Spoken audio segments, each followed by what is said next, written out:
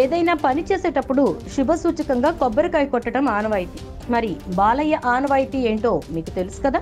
అదేనండి, ఎవరి చెంపనైనా పగలగొట్టకుండా ఆయన ఏ పని కూడా ముట్టుకోడు.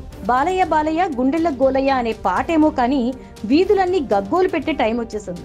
బాలయ్య అడుగు పెడితే పూనకాలేమో కానీ చెంపలు పగలడాలు ఖాయమంటున్నారు జనాలు.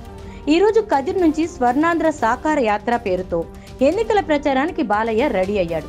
బాలయ్య అన్స్టాపబుల్ పేరుతో ప్రత్యేకంగా ఓ బస్సును కూడా రెడీ చేశారు. ఇక ఈ బస్సు యాత్ర మొదలయ్యిందో లేదో బాలయ్య చేతిలో ఒక అభిమాని చెంప పగిలిపోయింది. దాంతో అక్కడున్న వాళ్ళంతా ఫైర్ అయ్యేసరికి టీడీపీ శ్రేణులు సర్ది చెప్పేసి ముద్దుగా కొట్టారంటూ తప్పించేసుకున్నారు. జనాన్ని చూస్తే బాలయ్యకు ఊపొస్తుందేమో కానీ బాలయ్యను చూసేసరికి జనానికి బరితెగింపు బలుపు గుర్తొస్తున్నాయి. బాబు బాలయ్య కాస్త జాగ్రత్త నాయనా అంటూ ఎంతమంది చెప్తున్నా ఆయన మాట తీరు చేతివాటము అస్సలు మార్చుకోవడమే లేదు. ఇక ఈ ప్రచారం అన్ని రోజులు ఈ అన్స్టాపబుల్ చేతిలో ఎన్ని చెంపలు పగులుతాయో ఆ దేవుడికే తెలియాలి.